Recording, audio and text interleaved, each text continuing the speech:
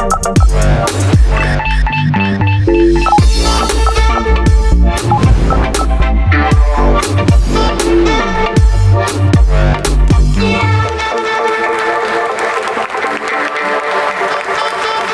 right, everyone, welcome back. Here we are with our sponsors. I want to send a big thank you to Dell, the Render Network, Tool Farm, NVIDIA, and of course Maxon for sponsoring the DAT Tour. To my right, a longtime pillar of the community and founder of MoGraph, Dave Cost. Let's give a big round of applause for Dave Cost, everyone.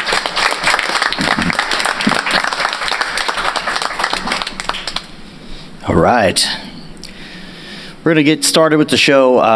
Matt is not here this week. We've been trading off a little bit, so Matthias is going to be my co-host today. So going to go ahead and start the MoGraph podcast. What's up and welcome to another MoGraph MoCast. I'm Dave. And I'm Matthias. Matthias. And this is DAT. And we have a great panel, and I've just met some of y'all. I'm reading your backgrounds and your bios and doing the research on ChatGPT just to make sure I know something about you. Hopefully ChatGPT didn't do me wrong. So we're going to go ahead and go down the line here and just have everybody introduce themselves and basically what they do, and we'll go from there. I'll keep it relatively quick. Hi, everybody. You guys already know me, Matthias, a.k.a. Major VFX. With Maxon, manage all the events and community outreach. So, yeah, come say hello. What up, what up? My name is Jonathan Wimbush, motion graphics artist based out of Southern California, work in television, movies, immersive experiences. Where's the other camera? I was trying to make sure. Get those angles in, but yeah, just work in a lot of different mediums. So if it has a screen, I design and animate for it. Ooh, it's awesome. Careful with the soda. Is this one with? Yeah. Okay. Hi, I'm Whitney Paulette. I'm a toy designer and character designer. I work with Disney, Nickelodeon, and a bunch of other really cute studios. If you're a kid at heart or you have a little girl at home, they've probably played with some of my toys. Thank you for having me. It's so nice to be here. Hey everybody, it's on. There we go. How you doing? Eric Cornish. I teach here motion design and graphic design in the School of Entertainment and Design Technology. That's a long name. I teacher extraordinaire. They call me the creative guy. And I've been teaching here for 16 years, and I also train high school teachers in Adobe products across the country. Hi, everyone. My name is Ruth. I also go by Ruth Tamfi. That's my street art name. I am a local artist and visual artist based in Miami. I'm an illustrator and mural artist and doing a whole bunch of wide rides of like multimedia.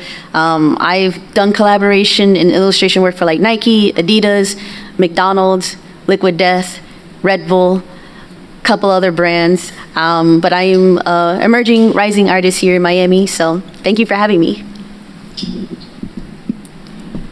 Hi, my name is Stephanie Hallett, or Shallett for short, local Miami artist, motion designer. I used to work with the Miami Heat team, which some of them are here, woo! And now I'm working for Dash Studios up in North Carolina, but they have a remote team, so I still get to stay home. And I love animation. Hi, I'm Kristen Shoquist. I'm a motion designer based out of Sarasota, Florida. I primarily work in After Effects and cinema, doing things for companies such as NBC, A&E Networks, Hasbro, ESPN, you name it. Hi, I'm Darlene Sanchez. I'm a 3D motion designer / generalist, and by day I'm the motion graphics creative manager for NHL team Tampa Bay Lightning. I'm part of the game entertainment crew, so that's anything from your normal 1920 by 1080 to all our LED ribbons, sometimes max 16 different boards, depending on the project. Hi, my name's Alex Arenas. I'm a local 3D generalist motion graphics artist here. Used to be with the Miami Heat for a few years. I see all of them are here. Currently working for our company. Me and a couple buddies started a company called Media Monsters. We have a studio north of here, and we work with a variety of local clients, and we've worked with other sports teams like the Flyers, the Marlins, Formula One, and other clients. Thanks. Hello, my name is Michael Zabo. I am a 3D motion artist. I work remotely for a company in Maryland called Story Farm. I'm also a teacher here in Miami. I teach 3D animation at New World School of the Arts. It's downtown and sort of by the other campus here for MDC. I lived in Miami now for like 11 years. I'm originally from West Palm Beach. I studied communication at the University of Florida. I don't know, usually there's some alumni here with a big school, but I'm excited to be here and share any thoughts and information with you guys. Yeah, what's up, everybody? My name is David Brodeur, also known as Brilly, King of Philly. I made up that tagline, but I think when it was going around, I'm like, that's good, so I'm going to stick with that. I'm a professor at Ringling College of Art and Design, also just digital artist. Work for a bunch of different companies, brands, studios, but my main passion is like working with musicians as much as possible and kind of my own personal work. All right. Now let me ask this question first. Who here has gotten a gig from either networking or some sort of meetup event? Okay, good. If you haven't, it's really important. So first of all, if you haven't seen on the ticket the after party, that's tonight at Night Swim, make sure you come to that, because not only are all of us going to be there, it's a great networking and fun party opportunity. There's also people coming. Art Basel is starting up, so there's some other people who are coming into town. They're going to be hanging out. So make sure you come to that. Hang out. It's amazing what happens at an event like that and how many relationships start like that. And I'm also going to try and do DJ stuff tonight too, so I apologize if it's terrible. But please come to that tonight. It's going to be a lot of fun. It's a really great venue. I haven't been there, but I've seen some really amazing pictures. It's just going to be a great night out there. The first thing I wanted to talk about was education and career pathways. I know we have a lot of educators here, and I wanted to talk a little bit about the importance of formal education versus like self-taught. I know that people come from both sides of that, and for the educators and other people who didn't come from that, I didn't come from that. I did go to college, but not specifically for motion graphics. I have a background in video. I would like to hear everybody's opinion on what the importance is of that and why it may or may not be the thing for you. I know Brilly will take this one. So, it's kind of a weird thing because I am self-taught in 3D and animation, but now I'm a professor teaching 3D and animation, so I'm like, I can't be like, you don't need it, because, talk myself out of a job. But I look at it and I'm like, when I went to college, motion design wasn't something I could find in a catalog, and so like I had to kind of discover that passion on my own. Like if that was there, I definitely would have wanted that choice. And I see the kind of students that are coming out of my department in motion design, and they're so much better than I was. And I'm like, that's awesome. Like you at a freshman and sophomore was like my skill level at a senior. And so, if you know about something, you're passionate about that, the tools are there for you. But it can be a bit of a pay to play industry. I'm sure you've seen that, where, if I have a faster computer, faster rendering, access to all the software, then I can cut my time down in half that it takes you. I can do more practice and get through stuff. And colleges will provide that, and they will provide connections. So I'm a big proponent of seeking that out. I have had students, though, that come in and it's like, you don't need me, you're good to go, but they do continue to get better. They make those connections. It is a good networking thing too. So I am a big proponent of the education in it, but there's always things. You're always going to be a student. You're always going to be self-taught in something as well. So they do go hand in hand. I like that. So there's two sides to, I want to kind of piggyback on what you said. So when I was in school, the only access to like the animation industry, that you had to get a certain type of computer, and it was expensive, and there wasn't a whole lot of tutorials online because the internet wasn't, I'm old. But but now there's so much access, right? And people can get tutorials from anywhere. But you have to have a certain thing within you to stay learning on your own, right? And so some people have it, and some people don't. And so what school provides is that structure. And so if you're in a classroom and you have that structure, you can potentially go further and be able to get that extra help. Sometimes when we're by ourselves, we get stuck on that little thing, that switch, that one letter or whatever, and we can't go forward. And so what school provides is the structure and that help when you need it at that time. Yeah, and to add to that, so I've been teaching now for 8 years with Cinema 4D, and the program keeps evolving, right? So the students that I had graduated years ago, right, the program has changed since then. There's times I open the files and they're different now. Like they don't work kind of the same way. So your formal education may stop one day, and you're going to have to keep evolving and keep up with what's new. The software gets updated every year, and new techniques get developed. Things go in and out of style. You've got to stay just at the curve or ahead of the curve. So definitely, you can't just be like, oh, well, my degree's done, like that's all I need to know. You definitely got to keep going and use that informal education. Maybe the formal education like opens the door, but keep going with the informal education yearly, definitely. A lifelong learner. So I went to school for mechanical engineering, so visual effects and motion graphics was like a self-taught thing that came through the years as a hobby. So like you mentioned, you have to be passionate in order to continue to keep learning and always want to keep learning. I do wish that I would have gone to school, just because if you go to school for this, you kind of acquire those fundamental principles that you get to learn throughout the years, like composition, lighting, all the things that are important to make something, a product, look incredible. And you get to, like you said, have access to a lot of the things that as a self-taught artist, you don't have access to. The computers, the connections that you have at the beginning.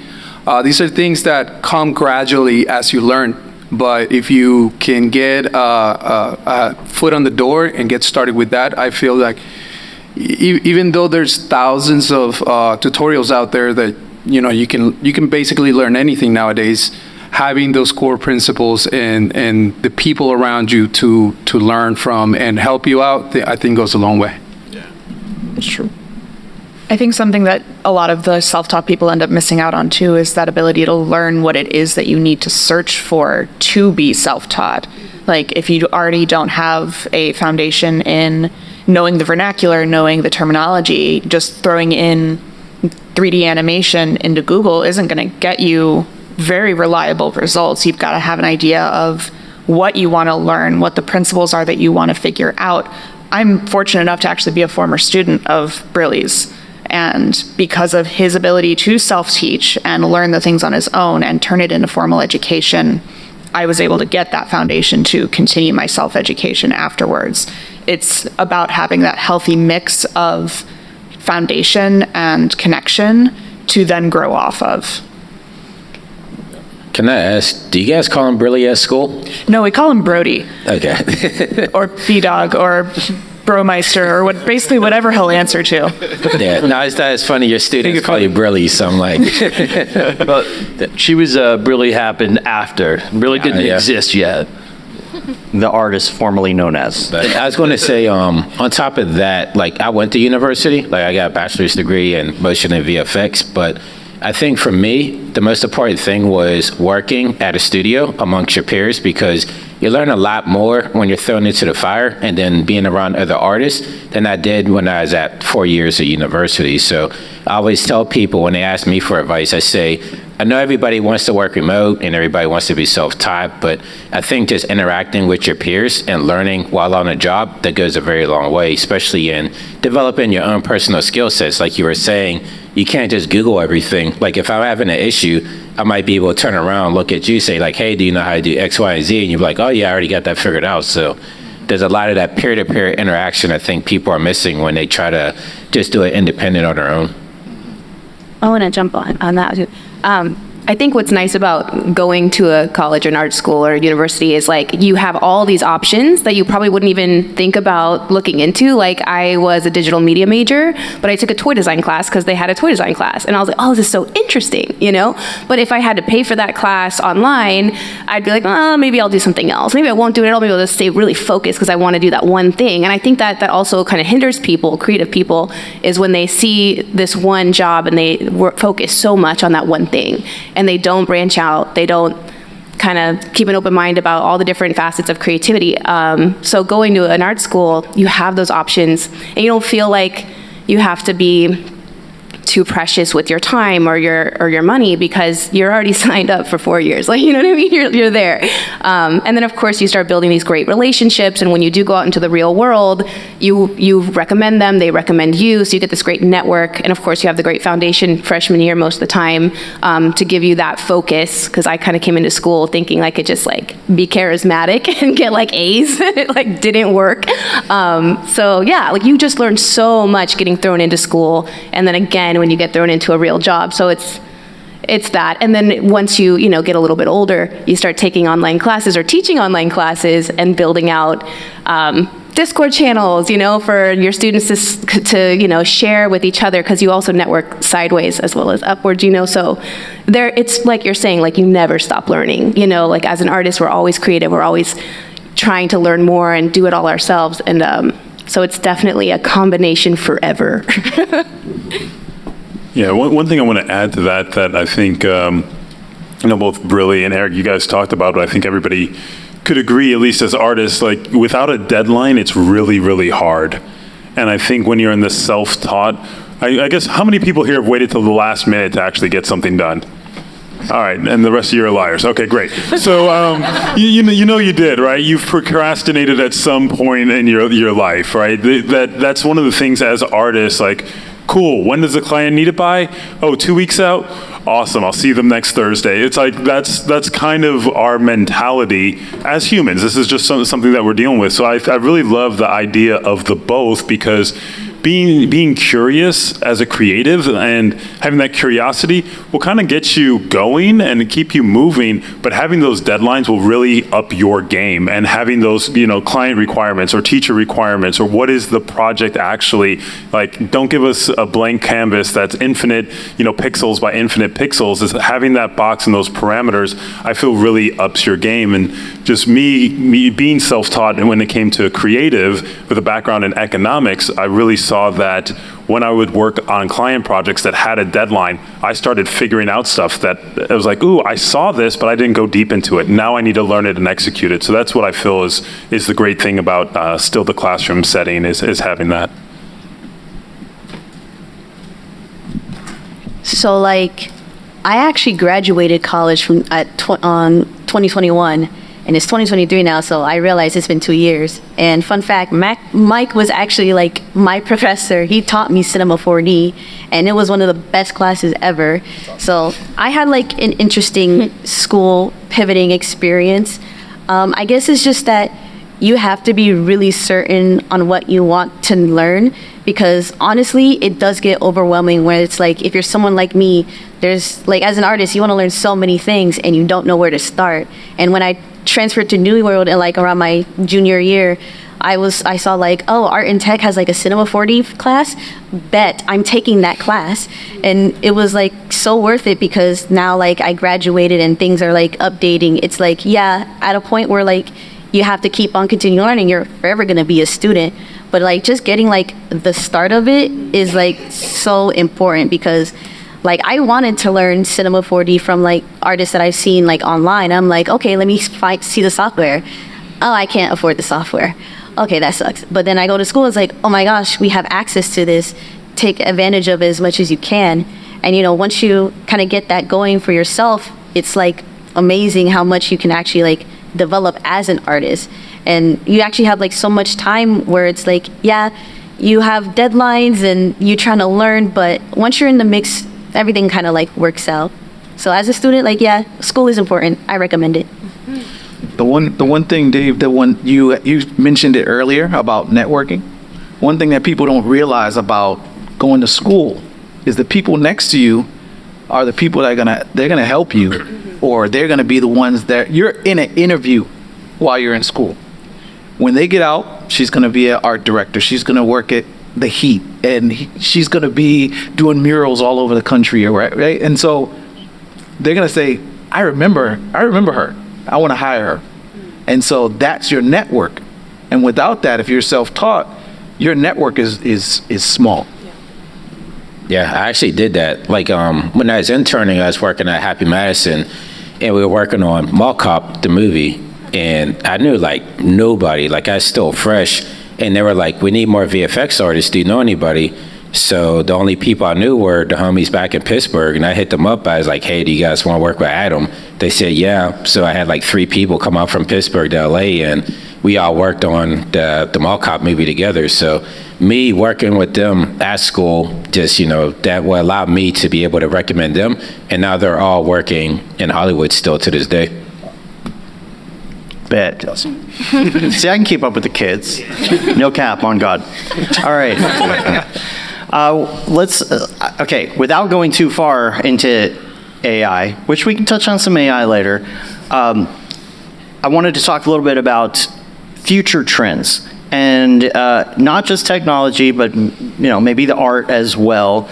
VFX, 3D digital, whatever it is. Where do you see the industry going in the next few years? Whether that's like this year, 5 years, 10 years, 30 years. Again, without going down the AI rabbit hole, I do find AI to be helpful. There are some things, maybe not necessarily even in AI art, that are helping me in some really great ways. Or if it is AI art, maybe helping for creative inspiration, or helping for some of those clients that maybe don't have that Pixar budget, and now we can do things that are a little cooler for them because it's a little bit easier to do. So I'm looking to, and again, doesn't have to be AI. I know that's like probably the first thing that comes to mind, but what are some things you're looking forward to? Maybe something you've heard of, things that you think, where do you think the industry is going in the next 5, 10, 20, 30, 50 years? Sure, I'll jump on this. And I'm going to start with AI. No, it's just like, and I'm going to start there just because that's where all the executives' minds are at. I think there's so much that we can do from a grassroots level, but a lot of the businesses and business owners kind of drive a lot of what gets developed. So the technology that's developed by some of the largest corporations in the world, a lot of the attention is on AI to empower creativity and these other things, even though it comes with a lot of consequences that we're worried about, definitely as artists, and figuring that out. But the biggest problem that I see in that is just, and this is to quote myself, is people hate AI for the things that they love, and they love AI for the things that they hate. The tedious tasks that we hate doing, we want there to be an AI for it immediately. The creative tasks that we get paid for, that we love, we don't want AI to ever touch it. Right, and that's just the truth of what it is. So I think in the future, just seeing how the execs are playing this, we're going to see access to AI. This is me pie in the sky. This is not an official comment by Maxon. This is not something we're like to. So cut the feed. No. I see that we'll be able to prompt our ideas and get movies. We'll be able to get movies. The thing that a lot of people don't understand is we're in year 0, folks. We just started to see the capabilities, and it's pretty mind-blowing of what we can do. You can give AI to a child, and they're making like stories. They're being able to create at different levels. So I think creative self-expression is going to be liberated at a whole nother level. Everyone's going to be able to create at some level, and stories, videos, video games, all these things are going to be automated. So my big thing is that's going to happen. You're going to be able to make feature movies of whatever you want, probably starting with a prompt. That's my prediction, and yeah. Just thinking about that, I see the future being physical. Like, I see a lot more toys. The toy industry is booming, and you can't generate physical product like with AI, and So with social media, you have all these personalities that you follow in real people. Not yet. Wait, what'd you say? Yes. Not yet, yeah. Right. Who knows what tomorrow will hold. But yeah, I mean, like there's so many great personalities that you might follow on social media. You want to watch their journey. You want to hear their story being told. EJ and I were talking about this earlier. It's like when you want to create a toy, if you just put it out there, it's just in a sea of other toys. But if you talk about your process, your story, what inspired it, and then here are my first steps, what do you guys think? Next day, here's how far I've come. What do you guys think? You know, and you just keep doing that and building it. You know, then you have something that people are really connected to, and they don't feel like it's just AI generated like everyone else is doing. Not to shit on AI, but I'm just saying, it feels real, you know, and it feels inspiring. So I definitely see the creative world going a little bit more offline, even though it'll be online, and turning a little bit more physical. Yeah.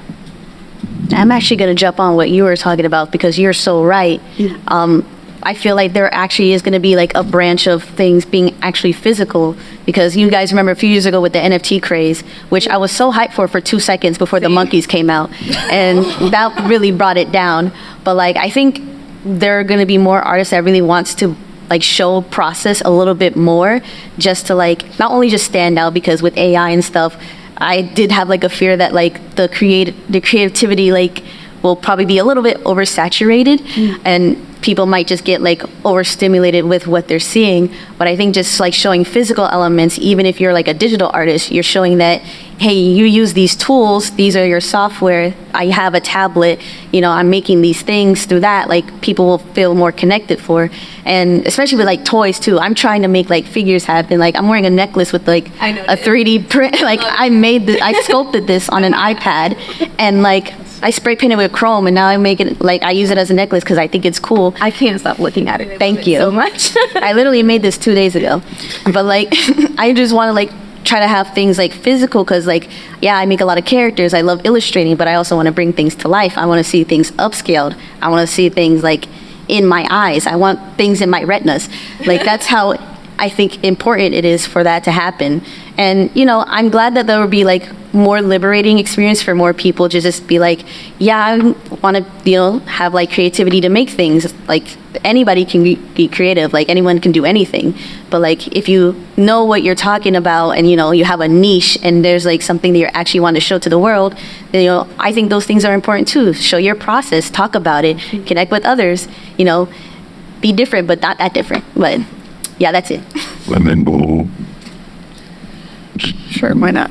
I think on a more technical side of it, something that I feel like is keeping motion graphics from taking any more future steps is data storage.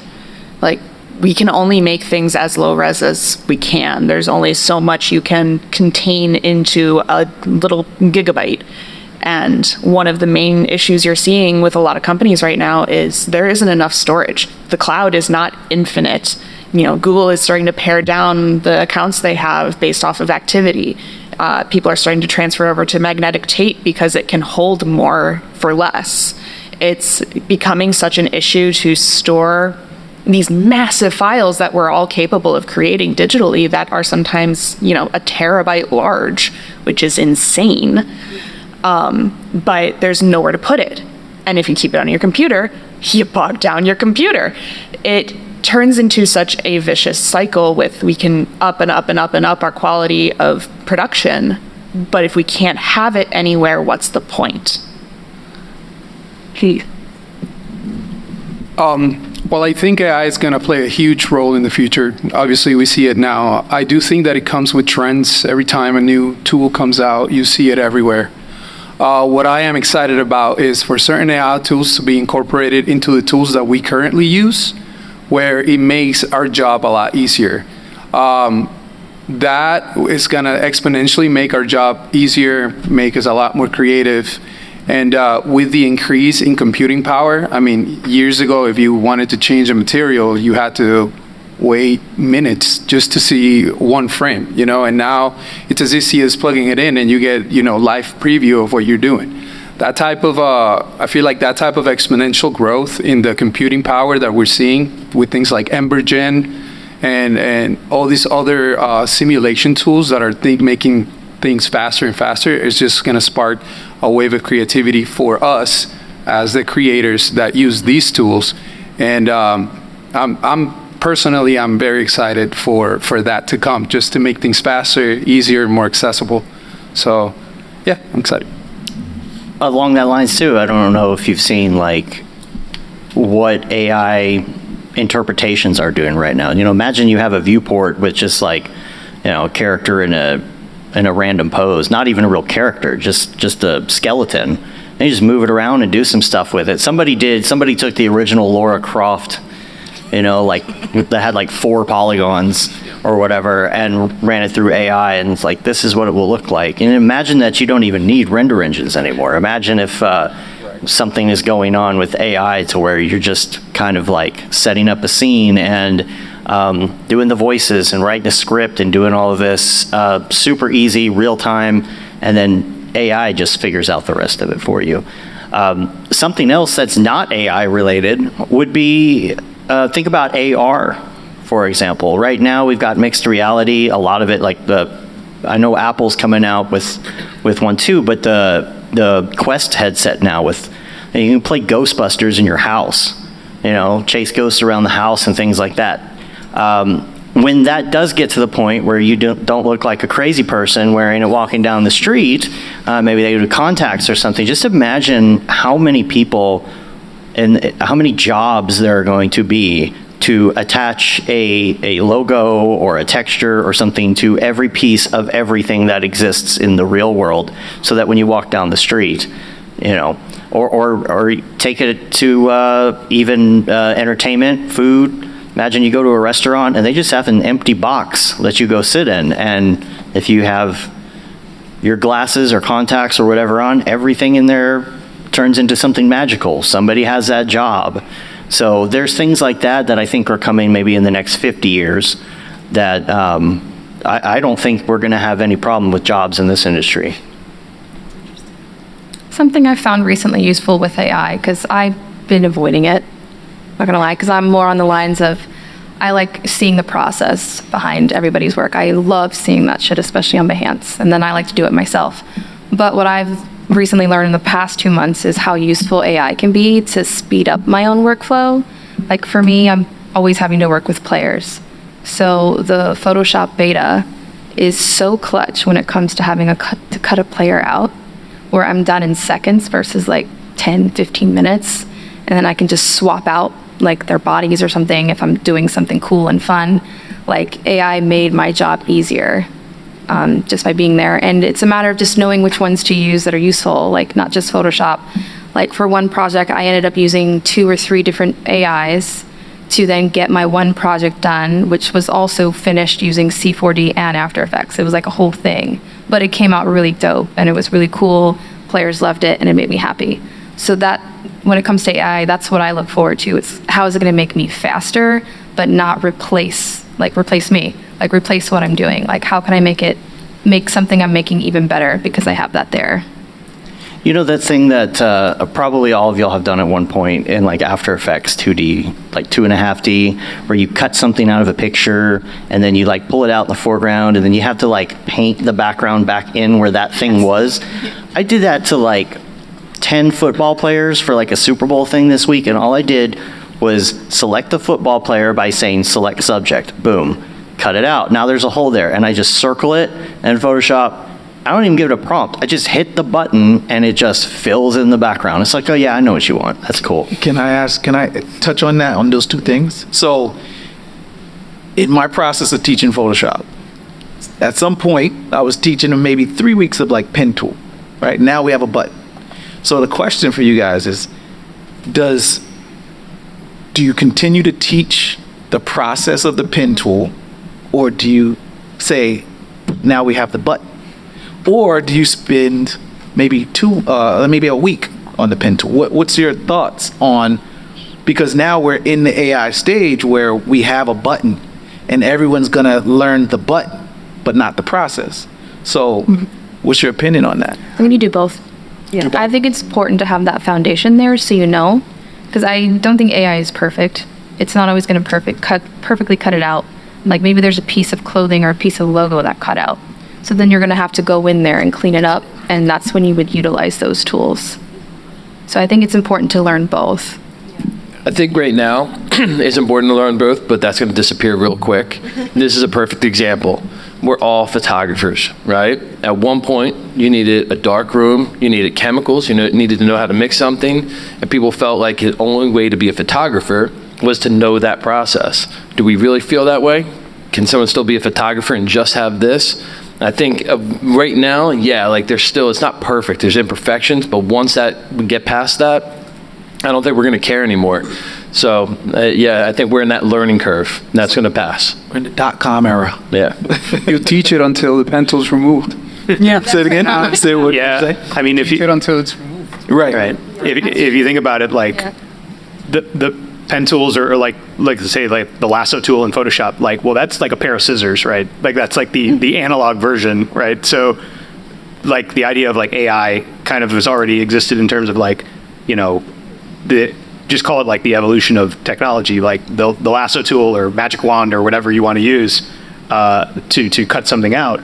You used to actually have to cut something out. So the idea, like, it's already evolved to, it's just like, what are you comfortable with, or what is next? How many more of these corners are we going to cut? I mean, you kind of just got to adapt with, you know, saving time, being more efficient and whatnot. It's not going to really slow up, but you know, until like the programs are doing that, my concern right now is if you're doing like client work, clients are like way too picky about things to do like AI generative stuff. Like they'll key in on like minor details into things where it's just like, oh, his mustache is too big or something like that. It's like, well, you know, you could type in the prompt or something again and you're going to get something totally different. Like when you're actually making things in these programs, whether it's 3D, illustration, things like that, you definitely have more like creative freedom to do it right now. I don't know if that like averages out over time and then there's a mustache button or whatever, you know, that mustache.ai or something that takes over. But until we get to that point where it's like you can actually like edit in a program, you're doing multiple shots, multiple cameras, timeline adjustments in all the things that we actually do, like quote unquote, like manually. You still got to learn the backbone and the skills. Otherwise, you know, you're going to be waiting you shouldn't wait for that, right? You should just learn and learn the actual process to start. Yeah, so like, you know, just to jump in on again here. So like, I think AI for artists can replace tools. I don't think it can replace the principles of art though, right? Because we still have to be able to art direct. So, you know, if a client wants a change, we still need to know what makes an image beautiful, right? And so fine, let's remove the lasso tool, let's remove the pen tool. AI can do that, can do it simple, but do you know how to actually make an image look good? Do you know how to, and you know, to piggyback actually off of what Alex said earlier, the importance of college, it's the fundamentals, it's that foundation, something that makes an image look beautiful. Do you know how to do that? And that's what we can't lose, and that's what still has to be taught. I saw this, I don't know, this comedian who made a post recently, and he was talking about the future of college, and he was like talking about vibes 101. Like that's like literally what you're saying right now, and I think that's cool because you really just have to learn how to curate, and like everyone's gonna have their own aesthetic, and after that, like it's just about executing it in the simplest, clearest way, you know. But vibes. You know how hard it is to teach taste? That's so hard. Really difficult. Yeah. There it is. Let's switch gears a little bit. I wanted to talk about remote work versus in-house. And, you know, we went through COVID and everybody went remote, and then some people went back pretty soon. Some people stayed remote. I'm still hearing of some companies right now that are like, okay, now it's time to come back. It's like, you know, it's been like 3 years, right? I'm kind of used to this. I'm used to having 2 hours of commute time every day. Who is remote? Wow. Okay. I guess I am too. I work for myself, but still. When we did DAT earlier in the year, we were in Denver. And I got in a little bit early. I had some work to do. And I plugged in my laptop, and I plugged in Parsec, and I plugged it into the TV and the in the room, and I had this giant monitor, and I was just doing my work as if I were at home, and I had all these graphics cards working thousands of miles away. So the technology for it right now is pretty great. So I guess I'm looking for an opinion of what everybody thinks about remote work, and if it's working for you, if you think there's any. I think there's a lot of pros. I think we know a lot of the pros, but what are the cons as well? Go ahead. No, no. I mean, because I've been remote way before the pandemic. The guys working for myself, but I would say the main thing I was missing was that peer-to-peer interaction and being able to riff off of other artists there. And so, especially for like junior artists, like they want to go remote just because we're all introverts at heart, right, as artists. And I would always say, like, you're missing the fundamentals of working in a group environment. Like, you can't always be solo. You might have to go into the studio. And I think that's where a lot of the magic happens as well. Like, yeah, remote's cool, and you can go on YouTube, you can learn stuff, but I just think maybe, like, vibing out at 5 p.m., you know, after you've been with each other all day and just shooting the shit, and, you know, that's when the creative juices start going, and it's just like, it's a whole nother vibe just being in a room full of artists and being able to crank something out rather than sitting remote at your house, isolated from the entire world. Like, that's a pretty lonely life. I live it, so, you know, I know it, but, you know, I do miss that peer-to-peer interaction with my peers and everything, which is why I do YouTube. Like, that's literally me crying out to the world, like, here I am, I'm teaching you guys my stuff, interact with me and reciprocate it back. But yeah, there's a lot of that there. That's also, awesome. you know what the brainstorming session, like getting started, right? Like, there's some things that you can kind of come up with just in body language that you can't do online, you know, in a Zoom call, you know, like, you can lock eyes, but I don't know if that digital eyes work. But it's true. Like, when you're talking about something and you feel that interaction with being in the same room, it's different. Yeah, I think the thing with remote work as well as in-person work is depending on how you're set up. I think artists collectively, we can definitely benefit from it when we're working as a team collaboratively, and also your experience level. You know, if you really have a process and everything, you should be able to sit down, you know, get your work done. Not every project is collaborative in, you know, college. You guys often have to just work solo to get things done. And I think there is, you know, a time period. It's kind of like, okay, you're starting something new, figuring out how it works. That's great to have collaboration, people with experience and stuff like that. But once you've actually developed that, then I think, especially for those of us who've had commutes before and have spent, you know, hours and hours, that you might lose a day commuting a week of your life. And I think a lot of people don't understand that, or at least a lot of management doesn't care. You know, so if you're going to be spending 2 hours of commute a day, well, 5 days later, that's 10 hours of your life that you're not getting back, that are woke hours that you could have been doing anything else in the world but being on the car, a train, or anything else, and your quality of life can improve greatly. Now, does that say get rid of it entirely? No, but being strategic with it. So there's a lot of companies that want people in the office, and they're just in the office. But I think with us artists, it's like when we're in the office and we get a chance to collaborate, that's like a powerful thing that we're brainstorming and things like that.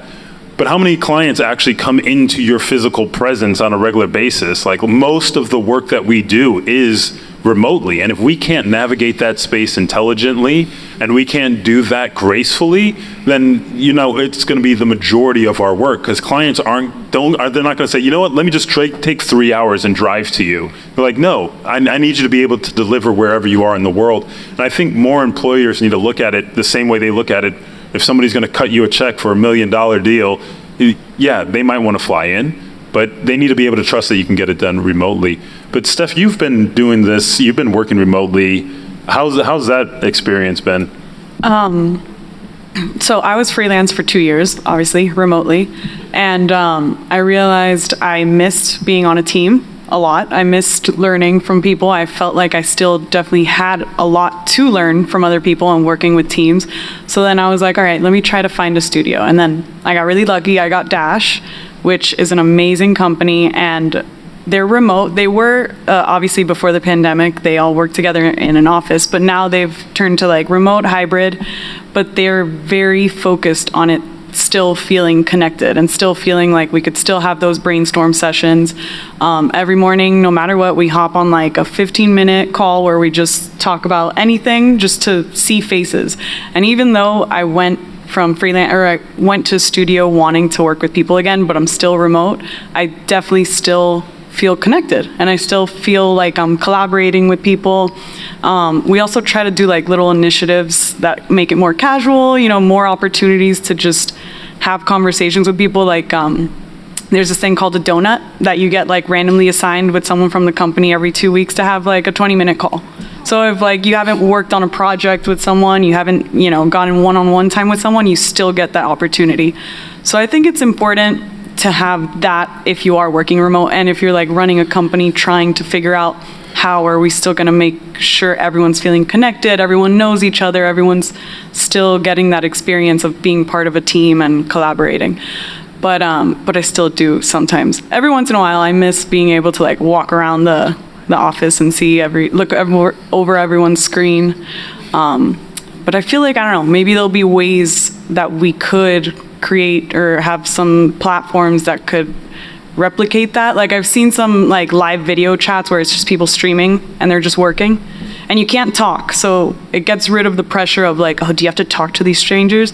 It's almost kind of like that chat roulette thing, but like on mute, and it's just people working and it's like lo-fi playing and it's like, at least you have that like camaraderie. I don't know. It's a different world, so there's going to be constantly like apps and stuff like that to help make the remote life even easier, more connected, and I don't know. I'm looking forward to it. That's something we do on the MoGraph Discord. Our Slack is really big for just like, you know, channels and things, but our Discord, everybody kind of pops in and does their thing and chatting and, you know, brainstorming or whatever it is. But the nice part about it is if you're getting kind of annoyed, you just turn it off. So I've been remote since like March of 2020. Like I even switched jobs, and it's a remote job. So I definitely understand the like both sides, like the comfort and flexibility of like working at home, and then the idea of the office is, you know, the place where you get more interaction, more you know, interpersonal kind of communication, stuff like that helps. The one thing I will, from like my own experience that I would share, like getting started, I was in an office. I worked at Univision for 11 years, and I got hired, and I still don't speak Spanish, and I worked in Spanish television, right? So the idea of me working there, I was a bit uncomfortable, right, to start. I got more comfortable as I went, but I'm literally doing content in like a language that I don't understand. People are speaking a language primarily that I don't understand. There is like a value in being like a bit uncomfortable in terms of getting a little bit more out of yourself. So like I made like a leap once I started working there because I was a bit uncomfortable. So the idea of being comfortable because you're at remote work, it's nice to just like, you don't have a commute and you can wear whatever you want, and you know, it helps. But there's also, I can see a value in, like I said, being like having a little bit more like of an uphill climb, and you might get a little bit more out of your experience at like a physical office nowadays. Say something real quick. Okay, just I don't know how relatable this is going to be, but my job is very specific. People come to me to see if their animation is toyetic, or if like these toys are appealing, but I'm always at the very beginning of the process. And then after I work on it and the concept is solid, it's gone. And I just feel like I'm birthing all these babies and I'm never watching them grow up, you know? I only find out that they like made it if I see them on shelf or I see them on TV, Netflix, whatever. Now, oh, yeah, I remember that, you know? And I miss seeing it through. So being in-house, or at least being on a team full-time, like you know where it's at. Like you know how it's progressing and you just love the process. And I don't don't get it anymore, and I miss it. But I also don't like the politics of working in an office. So it's like this weird trade-off, but it kind of just depends on you as a person and what you like, but yeah. I get that. I rarely see the final product of some of the stuff that I work on. My mom will be like, well, did you see it on TV? I'm like, no, I don't know. Yeah. I think personally, I think it depends on the industry that you're in. Like a lot of visual effects artists, we work. I mean, like you were saying, we're introverts, so a lot of us are a lot more efficient when we're by ourselves and we're at home, and we have our setup, and we crank stuff out. In the creative side, when you're working with a small team and you're trying to interchange ideas and interchange files, and in our studio, for example, it's always better to be like, hey, where's that video that you worked on? And he just hands me a hard drive. That type of interaction makes things flow a lot faster. But there are benefits to working at home when you have little kids, for example. Like I have a 2-month-old, so I chose to be working remote now because I get to help my wife with certain things and stuff. So there are pros and cons, but I do think that it depends on the industry. So if you're trying to be in the film industry and working in like small studios, I think it's very important to be as a core in a team, just because it makes the work more efficient for everybody else. But as VFX artists, I think working remote is good. One thing I'm just going to add to that real quick, because I think that is that work-life balance, and it really depends. Like if you have a strong creative team and you actually feel like a team, you're going to want to get together. Like the artists that I know here that I've worked with for years and everything else, yeah, I'll get on a call, but I cannot wait to see all these people. Like it's super exciting. You guys are in the room, you get to experience this live. Yeah, you can be tuning in to the podcast. Like it's all great. But my favorite event of the year is, Camp MoGraph, where we actually get to hang out with other artists. We get to actually see people. We get to have that. So once you have a team dynamic that actually feels like that, and I think that comes from the studio that you're working at, if you're working at a studio or if you're at a company.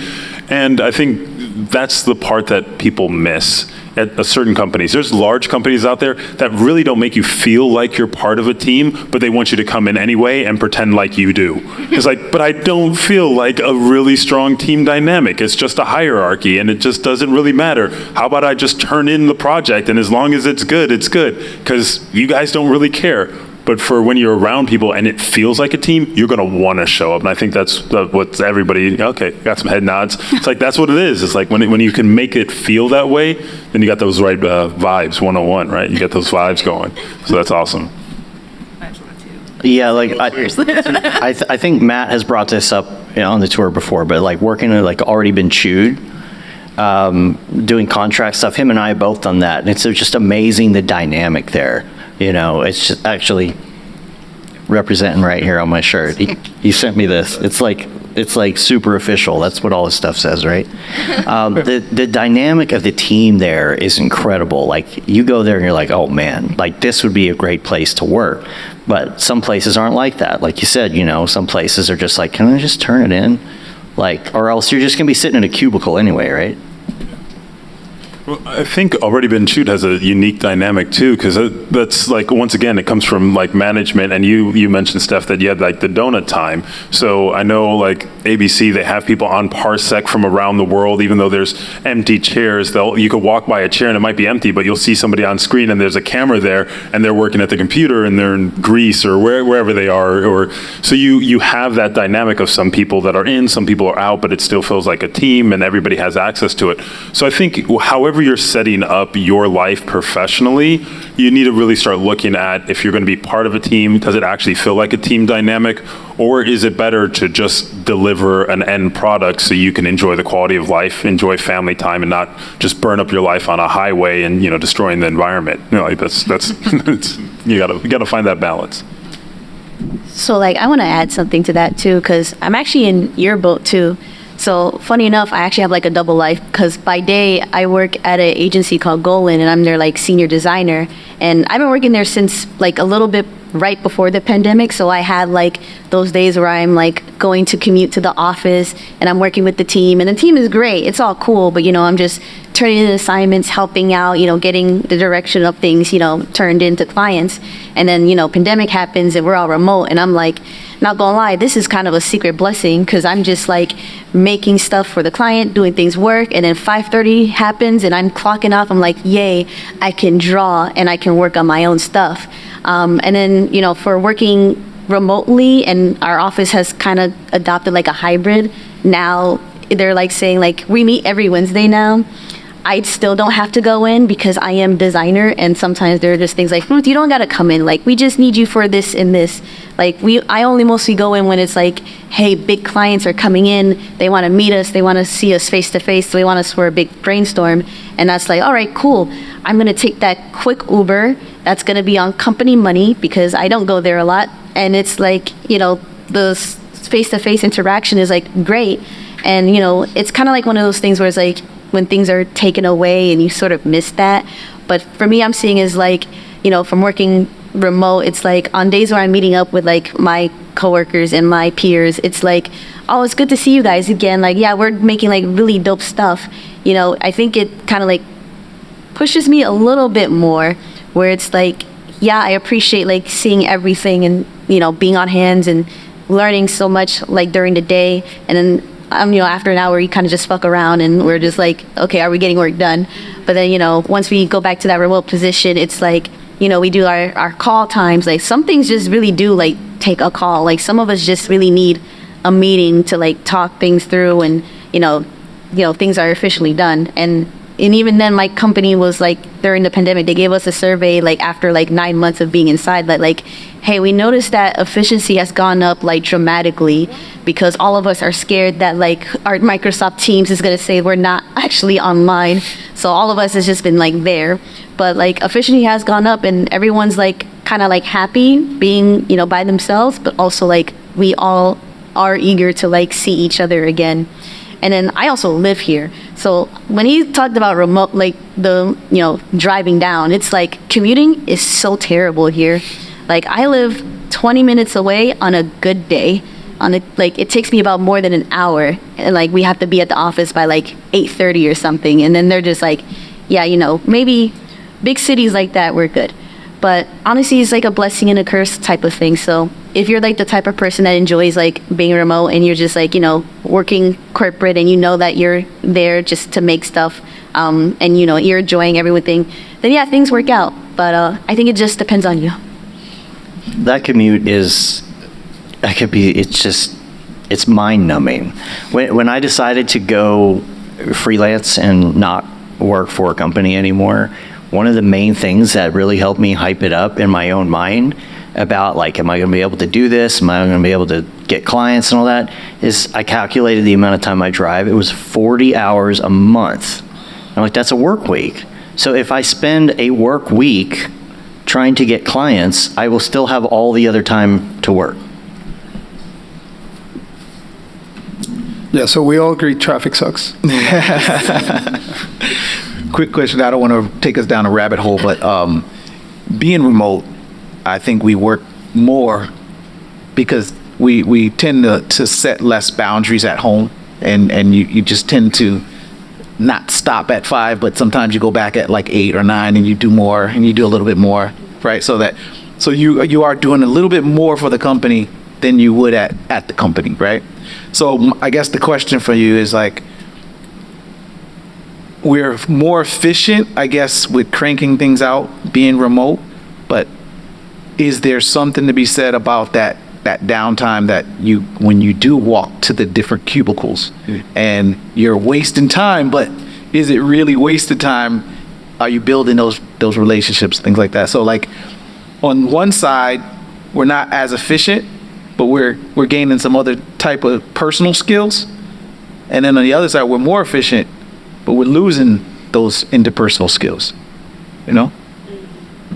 It's tough to stop. It's tough to tell myself to stop and go do something else. But Julie works on a lot of the events and Camp MoGraph and everything else too, and so that's kind of nice. We'll just take a break and go sit on the back patio and chat, go back and forth. And my office is also the place where I hang out and experiment and play video games, do try and do like my own shorts and animations and things. It's hard to, it's just too mixed, I guess, for me. But yeah, I can imagine if I was working for a studio, I would totally just it's 5 o'clock, I'm done. Yeah, I would say, like you were saying, going cubicle to cubicle, like that stuff's important. Like somebody had asked me before, like, how did I get the jobs that I got? And that was because I would go cubicle to cubicle. I'm making friends at the office. X, Y, and Z goes to Hasbro. They hit me up. Now I have a job at Hasbro. So it's like those relationships that you're building inside the environment. You never know where it's going to take you, maybe like 2-3 years down the road. So I feel like that is important. And then, I never left the studio at 5. Like literally I always worked at bigger studios, like Warner and Universal and stuff. And 6 o'clock hits and you see the producer walking around with the food menu. That meant that you're staying late. So it's like, I don't think I've ever at a studio environment left like any earlier than like 8 p.m., 9 p.m. Like we was there all day. Like there's been times I never even seen the sun. You're just at the studio, you go in, you leave, and it's already dark. So. Wait, I have to say one thing. Yeah. I love this topic. You reminded me. When I worked in a studio, I was like the studio therapist. And I got so little work done because people would always be in my office, complaining, lamenting, crying sometimes. And I wanted to be there for them, but I found myself kind of sitting there listening for so long all the time instead of just focusing on my work. I felt bad, I wanted to do my work, but I wanted to help them, and this happened a lot. And I don't do that anymore because I work from home, so it's kind of interesting. I don't know if anyone else has been in that position, but it's kind of weird. Yeah, I like working from home for that reason, even though I feel bad about it. Anyway. I would say one of the things that's really big is intentionality with what you're doing. And I feel that the office space, while a lot of executives, will talk about get to the office, team, collaboration, working together, all these other things, there's hardly policies that are put into place to be intentional with exactly what you're doing together as a team, where when you are independent, you know what your job has to be and how you're going to execute it and deliver. And I don't know any client or business person in the world that said, if you can get it done in 10 minutes and still make 10% more profit than you did last year, why would you spend 40 plus hours if it's not going to do the same thing? Or if it's not going to be better, right? And I think that was the interesting thing over COVID. We found that a lot of companies, especially with what we do in the digital space, when you're delivering digital goods, you're doing working with physical goods, in that space. But for those of us who deliver a digital product, whether it's a file, whatever it is, if it's great, it's great. It really doesn't matter. And I think that's the thing that we're looking at with AI and everything else. It's the client cares about the end result and often how does it affect, the bottom line. And I think so many people are worried about, they're at home, maybe they, high-five their kid twice instead of doing this thing. But more often than not, the companies that are complaining about that, they're still doing great. People are doing extremely well. The company's being extremely profitable and things like that. So you have to be what is the intention? The intention of hiring people is that they would be able to use their skills to deliver an end product so you can make money as a company. Cool. Are they doing that? Cool. And most people should be able to relax into that. But then when you get together, be intentional. Say, I'm going to the office to go see people, to check in, to build those relationships, like you said, to meet the new people and things like that.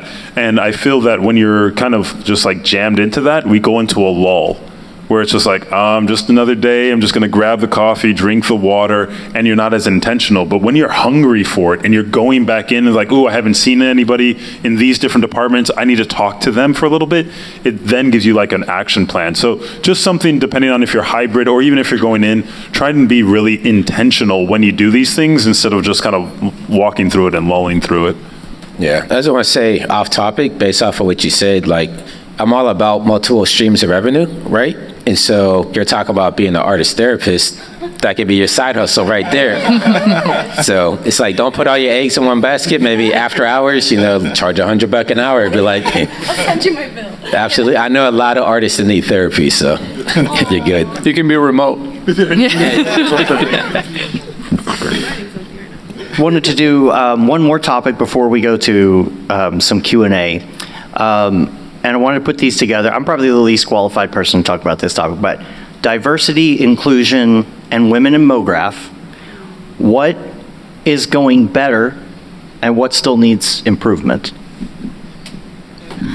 I'll take gladly. I mean, you're seeing one of the improvements at this panel right here. There are so many women at this panel, so much diversity in this panel.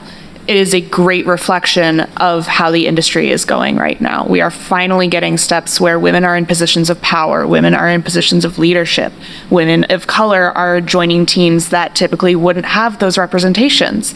And it's even showing in the media that's being created where more women's stories are being presented, more stories of color, more stories of diversity are being portrayed in the media and being exposed to people that typically wouldn't see it. And it's a beautiful thing. It's still got a very long way to go. It's not perfect yet, but we are finally getting steps taken in the right direction. And it's been great to live through that and be in the industry through that. My first job, I got talked down to because I was on a boys brand instead of on a girls brand. I almost ripped someone's heads off. But now I am in a very female-driven team doing, when my three bosses above me are all women. It's spectacular. And I am so proud to be a part of that and to see that growth happening. Sorry, didn't mean to shut up the entire panel. Please take it away from me. You covered it all. No, you actually got it because especially in fine art, which is really crazy, because I remember just learning about the fact that not me just being in school, but also seeing it and talking to other female artists. Especially, I have friends that are like, they went to like big art schools in New York, and it's crazy how many female artist classmates are there, like with the ratio between like their male and like the boy like artists. Yet when they all graduate and then they're in like the industry and then like the art scene, it's like the ones that are in the museums and the galleries are like the dudes. They just disappear. They just like, I'm like, what happened? I'm like, I graduated. I'm like, where are you guys? What's going on? And it's like, and I'm seeing that there's been like some improvement towards it too. Like there are like people that are out there seeking like, yeah, we're looking for like female artists. Like that's how like some gigs I got where it's like, oh, we not only saw your work, but then we found out you were a female artist. That's like 10 times better because it's like, there's not a lot of you guys. And I'm like, thank you. I have a lane. And it's just like, it's pretty cool that that's happening. And still, I want people like to have like good work to like get them into places. But like, it gets to a point where it's like, are they there just because, it's like some things are just working out for them, but then sometimes it's just like, sometimes they don't want a female in there. And it's like kind of weird. And it's like, they don't want you there. And especially when I learned that, like, I don't know if you guys watched Euphoria, but when I found out that Sam Levinson had pretty much had the whole art direction of Euphoria based on like a woman photographer, like all like Zendaya having like the same lighting and everything that was like originally hers, I'm like, oh my God, he's getting canceled. I got a job. Everyone's gonna be looking for us now. So I'm pretty optimistic with it, but it's gonna take some time, so I'm patient. So I've been lucky that I actually have seen the advantages of being a female in the industry for exactly what you just said. Some people are like, oh, we want more diversity and stuff like that. And I know that that's like one argument, which is like, oh, are you just hiring people for the purpose of diversity? And I think out of all the industries, the creative industry is the one who's rooting for inclusion and diversity and women the most. So not every company is going to be as far ahead as other ones, but I think out of all the industries, like ours is definitely making the most progress. And at the end of the day, it's just talent, work, passion, and we're all about that. And everyone's pretty much on the same page. So we're lucky that we are in the industry where people care to have these conversations and care to make these changes. So, And very to add to optimistic. that, I think it's company based. I think all companies are a little different. I feel lucky where I'm at because I'm in sports. It's also male dominated. It's hockey, and I'm also motion designer. And I feel lucky when I got hired, there was already 2 females on the same team. And unfortunately, as of today, the worst problem I ever had in my career was because of another female. It wasn't even because of a male. So at the end of the day, really what matters is your talent and your attitude. And that will get you anywhere. Because at the end of the day, no one wants to work with an asshole. And it doesn't matter if you're a female or a male, right? Attitude matters in class. And just as long as it's good and your skills there, then you'll be fine. I've been on teams that are only men, and you miss that. I also feel like we were talking about vibes. Like you miss that vibe, you miss that energy. I think it's important to have inclusivity. Currently, my studio it's 4 of us, and it's all 4 men. And we've made it a point to partner up with companies that are all like female-led. Also, my business partners are like single, so it's just something that you need. You need that vibe. You need that inclusivity. You need that interconnectivity. And every single job that I've had has been led by a woman. And I'm lucky enough to have been, for example, in Miami Heat, my boss was a woman. And I think this is something super important to have. I think it's weird to think of women as like the idea of diversity when it's like half the population, right? So like I don't know, they just like there's no reason why like it should be male dominated, right? So most of I feel like in recent years, like most of my class has been female. Like this year, it's like 75%. So maybe it's going to take a little bit to be, and I think it matters to be like visible like this, so that you have that like sort of like a not a role model, but like yeah, I can do that, like the representation and whatnot. So yeah. I would say one of the things that is really important to me, once again, intentionality is a huge thing, and I think a lot of corporations just go for virtue signaling. For those of us, and for anybody who's listening who doesn't know, virtual signaling, just going on what's on trend, and they actually, a lot of places don't care. So it's like, all right, this is the flavor of the week, and therefore, yes, okay, we're women, yeah, that's the topic. Let's get women in here. Okay, now it's black people, and now it's like Latin, so that's. It's kind of like, oh, it's Easter. We need to roll out the Easter campaign. Oh, now it's Santa Claus. It becomes just a campaign for a lot of other places. So if you look at it, from the position that I hold, and I think everybody will attest to, everybody that I've ever met that I've brought to the stage that I could is because they were, one, an amazing artist, and it was like, ooh, you're an amazing artist, and I've seen your comments. You're actually inspiring other people. You do work, you're actually cool to talk to. You bring good energy. That's much more important than, okay, you're this gender or this color or whatever this is, that you also have those skills and that it's actually real, right? So many people just like, okay, you check a box, but next week, there's a different flavor, and I don't really care. I'm not going to call you. Where I don't. It doesn't matter if you're intentional with it.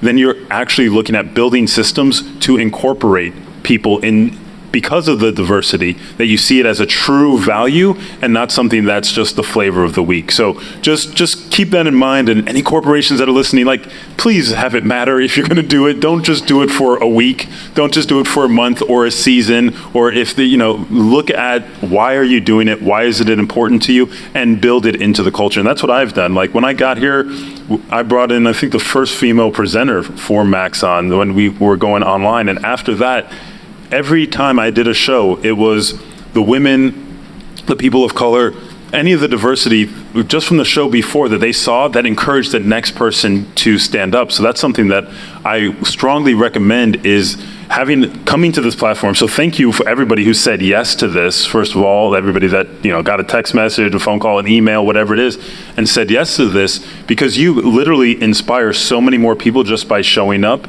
because then they believe that it's okay for it to be done, and where so many places they're not even going to ask. And so it creates that. So just wanted to say thank you for it. You're welcome. I wanted to open up to some questions. If you do have a question, if you could come just speak into that microphone, just so the people on the interwebs can hear. And maybe just to start it out, does anybody have any questions that are education related? I know, we are at a college, and, who goes here? Okay, cool. So I think for students, what comes up a lot is our questions about breaking into the industry and networking and things like that. I don't know, does anybody have any questions before we even go to this segment? Maybe there's no questions. All right. Come on up. I don't remember what your name was, but you graduated from New World, right? What was your name again? Bruce.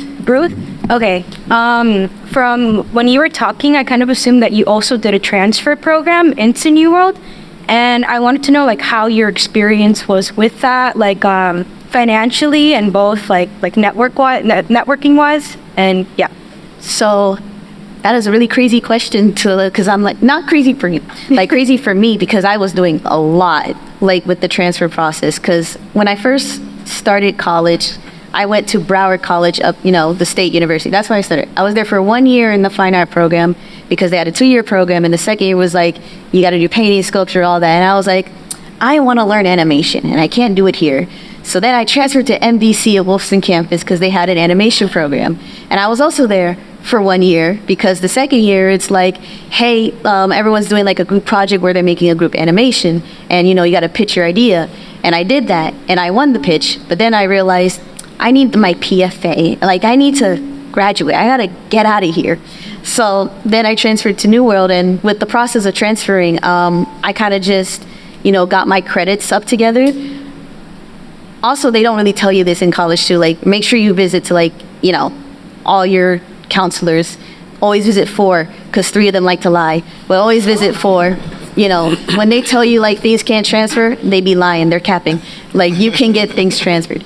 But, going into New York, I did the whole audition process. I showed my portfolio where it's, from what I remember, it's you have to show sketches, you have to show observation drawings, you have to show what your actual, passionate medium is. I think it's, a couple of things that you really like to, paint or illustrate or draw, things you're focused on. And I think it's, some other stuff where it's, what are some things that you want to do in your major.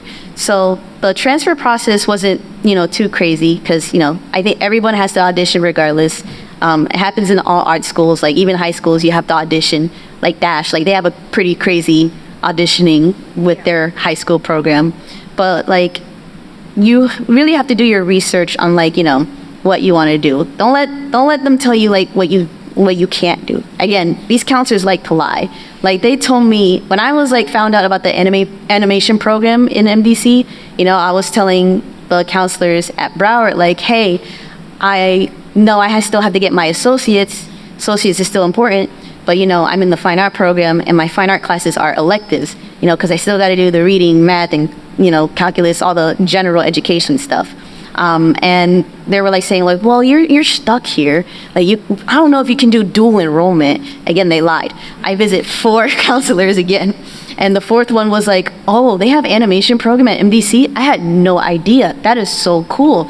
Yeah, you can take them as extra electives. And just, it's a dual enrollment. You can do dual enrollment. Here's a form. Sign it up with on financial aid. Make sure you add that there. And then you have your financial aid money, and even if you got a scholarship, those things will transfer to those electives. And then you just have to go to Miami-Dade and let them know hey, I'm a dual enrollment student, I go to Broward, I'll get my associates there, but I'm taking electives here. And they're cool with each other. That's what people don't know. A lot of colleges are cool with each other. So make sure to talk to people. Make sure you got to make sure if it's not possible, it's not possible. Yeah. But I couldn't take no for an answer. I, for some reason, couldn't believe it, and I'm glad I kept pushing. So that's pretty much my story of my college career. That's awesome. Thank you. Could I ask one more question about this? Okay. I know there's 2 people from Ringling here right now, and Ringling was one of my top schools for transferring before. But even with all like the scholarship and grants that I have, I still don't really think it's that affordable for me. So I wanted to know like what avenues like you, for example, took to get through school without like completely going broke or just like losing everything. You know what I mean? Yeah. I know what you mean. I wish I had a better answer for this one. Unfortunately, yes, the financial side is the hardest part. It's the scholarships are few and far between. Getting loans is not fun. Not fun at all. Honestly, the best advice I can give on that one is, while yes, it's expensive, and yes, it makes your wallet hurt and your heart cry, it's worth it in the end. Yeah. The kind of education that you get, the kind of connections that I'm gonna just gonna get on my Ringling soapbox here. The kind of connections that you get through Ringling are spectacular. The people that you meet, the companies that are interested in just coming in and just seeing the Ringling name, it's wild. Like, makes no sense whatsoever, but it works. If you have the ability to do it, and if you can figure out your plan moving forward, depending on the major that you are going into, they give you every opportunity to find a good job coming out of it. They give you every opportunity to make connections and to thrive. It's a good investment for what you want to do. That being said, that doesn't mean you can't get that elsewhere for a different price. Yeah. It kind of goes into the self-education talk we were talking about before, where if you can get that foundation and build from there, then you're good. Like, you'll find something. The difference with it being through a college like Ringling is the environment just allows for it. It's like putting a plant into like fertilized good soil as opposed to a bag of soil you found at Walmart. It's not that it's going to die for sure in that bag of soil in Walmart, but in the fertilized soil, it's got a real good chance. Yeah, I hope that helps. I'll jump in too, because Kristen, you said it absolutely perfect, and so I'll just like accent on what you said. So it's also my alma mater. So I graduated from there as well. So I'm now a professor there. So it's not just a biased opinion of like, hey, this my place. It's like, no, like I went there as a student as well, and I had to pay for it myself. I didn't qualify for any financial aid because my parents made over X amount of money. So I graduated with over 6 figures of debt, right? And so what I would say is, if you find yourself in that position, you have to ask yourself if you have the passion and desire to really go for it. I would work my full-time job, and then I would literally come home, and from about 8 to about 2 a.m., I would work another job. And I did that. I would get burnt out after a few months, but like I paid it all off, But if you have that drive, the best risk you could take is one yourself, and so I was fine taking that risk. I didn't realize at the time when I signed up how much that was, but you know what I'll tell you, money means a lot to me. And I looked at one of my loans, just one of them, right? And it was over a 15-year period. If it took me that 15 years to pay off in interest alone, it would have been an additional $70,000. And to me, that was like, I'm going to stay up tonight and I'm going to work on something else too. And that's what I did, and so there can be give and take, and you might not owe as much as I ended up owing, but if you're like, hey, that's fine, I want to invest in myself to go there, it's worth it if you have the drive. Yeah. Wait, I want to say one quick thing. I also worked through college. I had 3 jobs. I worked at Dagwood's Pizza. I was a TA at the school, and then I worked at this other motion graphics studio called Big Bad Tomato. And I just tried to make time anytime there was, like a day off or, weekend or whatever, I would take that job. And I ended up learning so much on those jobs. Even at the pizza place, I learned like business skills, people skills, motion graphics, I learned that. And then, TA, it was fun. And I was at school and I was, whatever, at school still. But yeah, like make the most of it. Yeah. You can do it. And then worry about that horrible student loan debt afterwards. Yeah, you'll be fine. But yeah, that's why I'm here at community college right now, just kind of like establishing my fundamentals, so then I can go into like a very specific like art school or program where I can like delve into those skills a little bit more. But events like this really help, by the way. Like I'm really glad all of you guys are here talking to us. Like it's awesome. But yeah, thank you. Who's next? Sure, come on up and we'll, yeah. Oh, okay. If you could just talk into the microphone too, just so we can get it. Okay. Hi, I'm Ava. So I also went to Wolfson. I just graduated last spring. I'm doing the software engineering program here now. So I was just talking with some of my buddies, got them to give me some questions because I'm terrible at asking questions. So one question is, how many studios would you say are starting to include Blender now in their workflow, or just alternatives to like industry standards? Because over at Wolfson, we usually use like Maya, Adobe, those types of things. So how many companies are starting to go towards like alternatives to those specific things?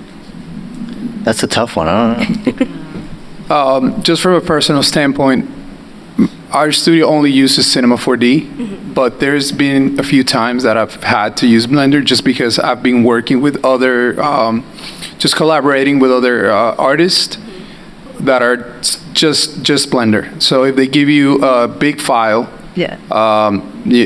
you want to be able to navigate through all the software that you need. So I think it's important to know all of them, but I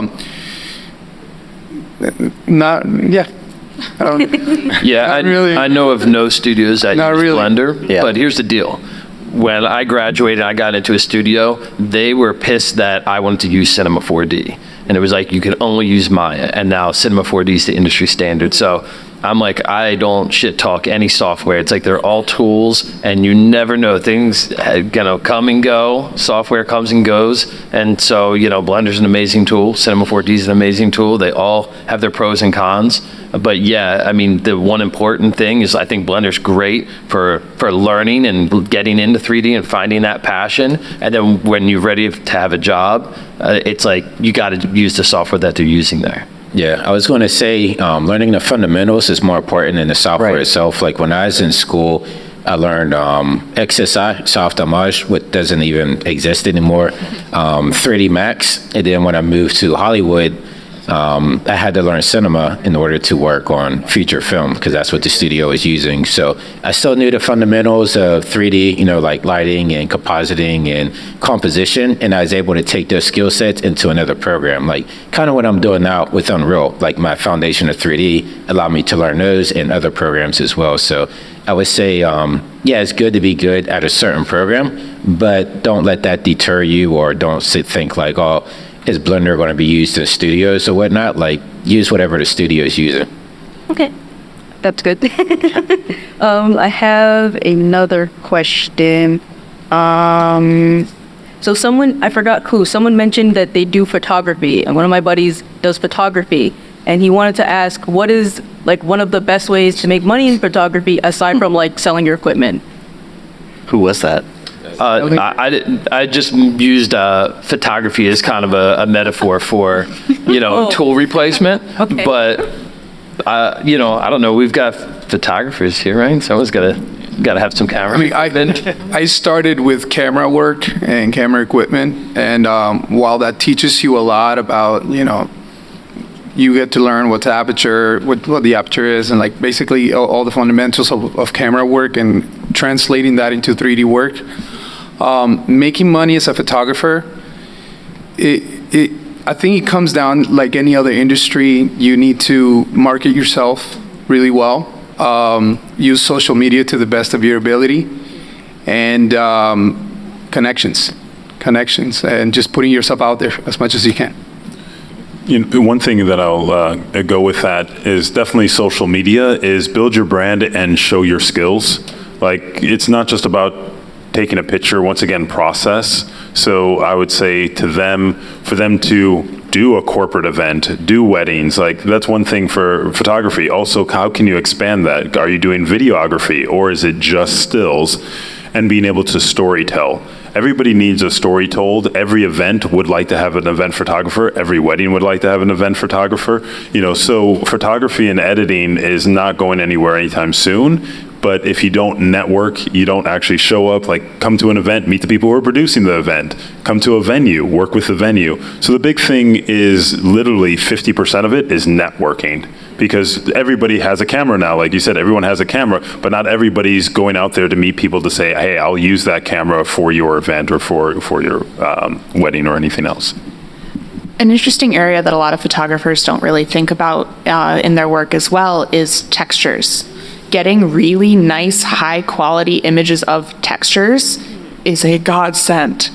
Like, as a 3D artist, if I can get a perfect image of the texture on this table, I will pay anything. It's something that you can start working on as like expanding on that library, so that if you don't like doing wedding photography, if you are bored of the corporate scene, doing little things like that, even some stock photos where you can throw it on Adobe Stock or Getty or Pond 5, whoever else is out there, and getting some general revenue that way to fund yourself and get your name out there to do other things. Those are great areas to look into. And Pickle Nick, he's our video director. He's been on every show. Hi, Nick. He's back there. He texted me. He's got a great point, which is wedding photography is very lucrative. Now, I have some friends that are great at it. They have their seasons of wedding photography, and they book up every weekend during that season, and they're good to go. And the only thing is, like, I've done my share of wedding video things back in the day, you know, shooting and editing wedding videos. You got to have a stomach for it. You can only see the chicken dance so many times, you know what I mean?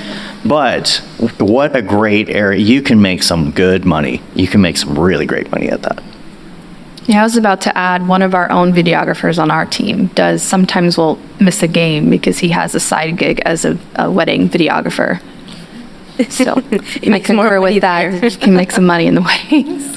Okay. Yeah, and if that photographer you're talking about, you know, if he's like, I don't want to do weddings. Here's the thing, my thing's always been like, your day job doesn't have to also be your passion. Like, it's close, you know what I mean? Like, maybe his favorite subject matter is not that, but if it affords you the time now that you can go and take the photographs you like, and that's really what you're putting up there on your social media, those clients will start coming in too. And it's a way for you to build up portfolio and improve your skills. The same thing would apply to motion graphics as well. I think that a lot of people get tired of explainer videos, but if you're good at doing explainer videos and you can stomach it, there is a lot of work out there for you.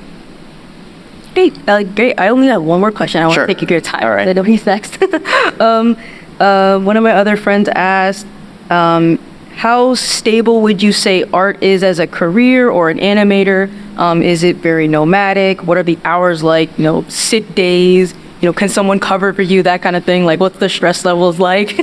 Are you looking specifically for like animator, or like what kind of artist? I think animator. They want animator, yeah. Okay, because it does vary from branch to branch. Stability-wise, I have only once had a gap in my resume, and it was because of COVID. That was the only time I did not have some sort of job and income coming through. So stability, spectacular. Stress, there's a lot of makeup hiding the bags under my eyes. Especially starting out when you're first putting your foot through the door, first making the connections, first networking, there's a lot of sleepless nights, a lot of overtime, a lot of extra work. That doesn't mean it's bad, but it's not a walk in the park either.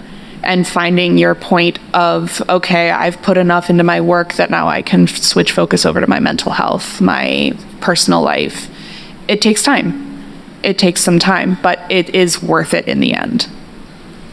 And also networking is important. Like, if you're a contractor, networking and having people, like you said, sick days, right? Like, what happens if I'm working on a really big project on my own as a contractor and all of a sudden I'm sick and I don't have anybody to pass it to? They have no idea what's in my files and everything else, you know. You gotta have a network of people that you can trust, right? And people that know your workflow and you work well together and all that. Right now, Matt is back in Dallas probably watching this as he's helping me finish a project because I had to be here, you know. At studios, it's a little different. I feel like it might actually be a little easier. You got the same software, you got the same people. But it's about building that up so that you know who you can trust. So again, it comes back to networking. I only take sick days when I'm feeling fine. I work every other day. I like that. If I'm going to take a sick day, I'm going to have some fun, you know? Try to think of yourself as like your own business, like in terms of your, like what you bring to the table, like what kind of work you can do. So yeah, you're building up skills, you're doing networking. Yeah, like even if you work for another, like an actual company, think of yourself as your own sort of like entity, and you know, what do I need to do to like improve my own business? Here's the thing, the animation industry has gotten so much better over the past 10, 15 years. I mean, you got to figure, it used to be like, it's still a very young industry. I think it was only like 10 years ago, the average business owner was 40 in the motion design community. And so you had a lot of people that didn't have families, that were willing to like just work all night, all weekend, and then you felt awkward. I remember leaving the studio at 7 and people would be like, oh, it's an early day today. It's like, gosh, shut the fuck up. You know, it's like, come on, give me a break. And so it's gotten better though. People are building families. People are really realizing it's like, hey, there's a little bit more. Let's come in, you know, studios like Already Been Chewed. Let's plug them again. You know, they're big proponents of your life outside of work as well. So yeah, you get in, you work hard, but they're very respectful of your time outside. And so I think we're seeing more and more studios like that. To me, it's not as big as a problem now as it used to be. I saw, there was Barton does Monday meetings, right? And I just happened to be there when he was doing one of his Monday meetings, and this is a great example of what you're talking about. He had the whole team there, and they had a whole bunch of extra work coming in, right? And it was like, I don't know, like August, September, starting to get into that fall stuff that comes up, you know. All his work came in, and he went to them, he said, hey, so these projects have come in, and we could go two ways with this. We could hire some extra contractors to come in and help us do this, or we could do extra work and you get a bonus for doing it, but it's your choice and you can go either way. If you need to be with your family, go be with your family. If you want to make the extra money, make the extra money. And that's so great. It wasn't like, all right, guys, I just needed you to take one for the team. I'm not paying you any extra. You're on salary, so you're just going to need to do it. Just because you love the company, right? You know, it's such a great mentality to have, people who respect that, especially business owners like Barton, who they're on the box. You know, they know the software and everything else. They didn't come from, you know, some, you know, corporate-y place, and they're just like barking orders at people. You know. Great. That's all the questions I have. Is there any way I can go like find you guys' work? I know you guys are live. I know we're live streaming the event right now. Mm-hmm. If you want to find the work, if you go to the website for the tour, which is gotodat.com, GOTODAT.com, you can see everybody's information there, you know, websites and everything like that. Okay, great. Thank you. All right, we're going to do one more, and then we'll continue the conversation tonight, because I know every one of y'all are going to be at the after party, right? Do not miss it. It's even better than this. The amount of networking. You're going to get a job somehow tonight, I'm telling you. That sounds great, Dave. So I got a bit of a two-part question. First one kind of rolls into the second. For the unsung heroes of C4D, the ones that can't necessarily show their work, what's the best way of putting themselves out there? And part two, personally, on my resume, if you take a look at it, you'll see that I haven't worked at any studios or whatnot, but I've been a C4D user for over 10 years. So I'm wondering, if I were to go, you know, look for a position at a studio, would my reel sort of speak for my capabilities, or would my resume history factor into that? I'm going to say real. I imagine everybody else would too, but Real. I would personal projects. Yeah. So spec work. Spec work is very important. So if there's a specific job that you're trying to go for, grab a project and do the project as if you were actually doing the project as a spec work. So it's an example of what you can do, and just put it out there as personal work, not necessarily as a client. But we've done a few animations that landed landed us like sports jobs just because one day we had a week free and we just decided to do like a soccer animation, something like that. So I also think spec work is very important. It also allows you to showcase your work when you're trying to do pitches to different companies and stuff. So when you mentioned that you can't show your work, what do you mean that you can't show it? I know what he's talking about. Well, not necessarily NDA, but I haven't necessarily asked for permission, or you'd have to go to the client to ask. Cool. And they may decline. Yeah, I get this all the time because we have so many presenters over the years, and there are a lot of people on NDA. So one of the things that often people will do is replicate the techniques that you learned in that project, but then do it for your own brand. Okay. Right, so it's like, cool, I did this really good MoGraph transition where everything kind of tiled out. I really liked how it worked, it's for a phone company or for a concert or whatever it is. It's like, yeah, I can't really say that this was the big name phone or the concert, but you could replicate that technique and use your own brand and you're fine. So showcasing your skills and how to put together looks and how to execute that is what people are most interested in. Okay. I would say too, because I dig into that as well. I do a lot of work with like History Channel, Discovery Channel, and they're notorious for you can't show this work for whatever reason. And so I usually go back to them if I'm working on a new reel and say like, well, is it okay if I show this work as a part of a montage inside the demo reel? And that way, it's not me just posting up that individual piece. It's part of a whole collective. And so it's not really being called out. And if you just explain it as like, okay, you guys hired me because you saw my work, and if I can't put my work out there, how am I going to be able to get more work? And most of the times they'll respect that, and they'll at least let you put it inside your reel. So I would just have that conversation with them and say like, I'm not going to put this on like Instagram, like post out just this. It's just going to be a part of my reel, and most places are cool with that. That's a struggle on the NDAs, because you can't. But I was going to say the exact same thing Messiah said. Like if something happens, or those cases where you start working on something and something gets canceled or someone changes the direction or whatever, and you're like, I really liked this, and now they made it suck. Make something that is like totally similar. Why not? Like it's not the same, but it's similar.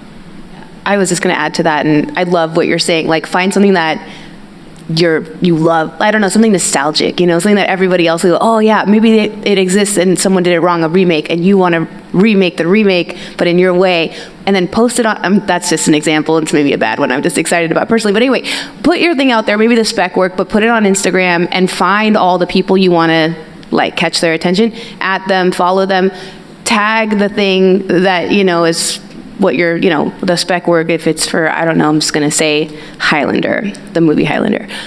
Hashtag Highlander. Find all the people that are working on the movie, at them, and then you'll start getting all these eyeballs on you. And you post things on your story, too, so you can see who saw it. I always see it as like Pokemon. I'm like, oh, I caught this one, and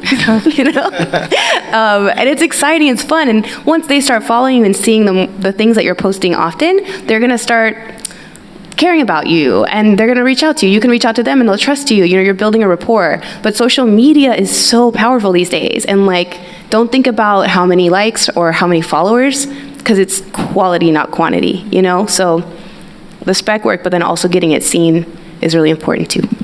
I've worked and hired several people that had work that they couldn't share. Just make your reel, put it on private, send it directly. And I mean, any like person that's been doing major VFX and stuff like that, they have to keep all that hidden, and they share it, and you just keep it private. It's it's for you, and it's for that moment on the job.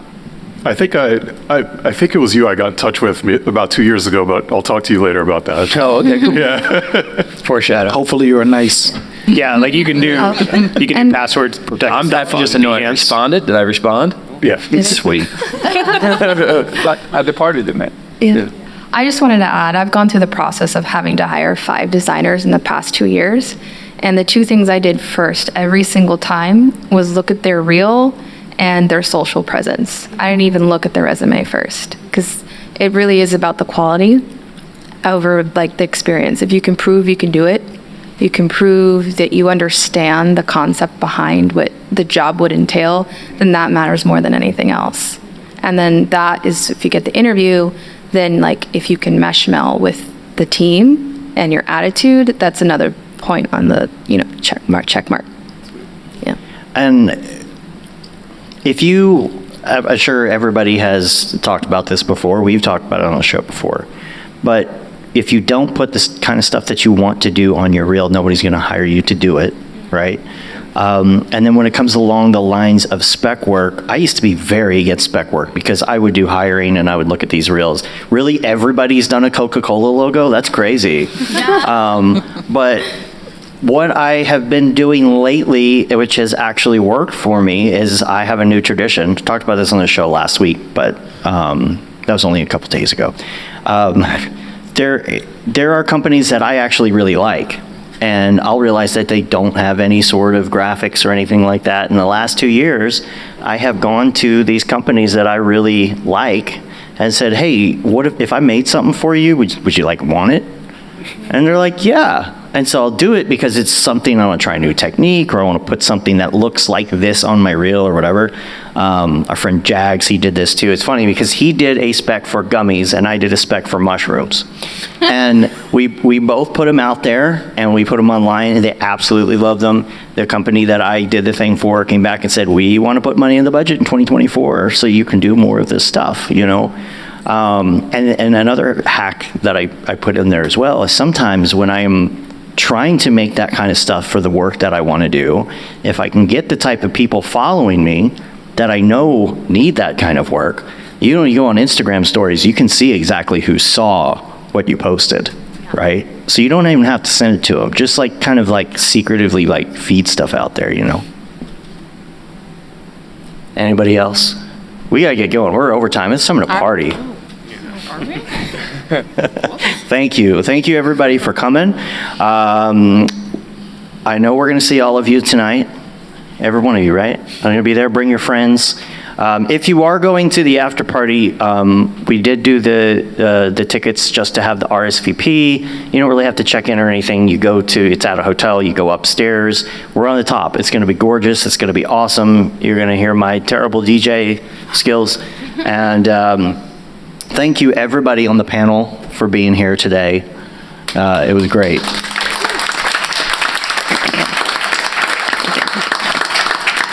If you'd like to check out more, we do this show every Monday live. Next Monday, we're going to replay this because this is a Wednesday. It's kind of weird. We're going to do a holiday special with Aryev and EJ the week after that. And then we're going to take a little break and we're going to reformat our show a little bit 2024. So if you haven't heard of our show, please check us out on the interwebs, mograph.com. We also have mograph.com/TV, and you can watch animation television 24/7 every day. So you'll see a lot of these people around on that channel as well. But I think that about wraps it up. Till next time, I'm Dave. And I'm Matthias. And y'all are all of you. And this is DAT. Have a good one. Thank you.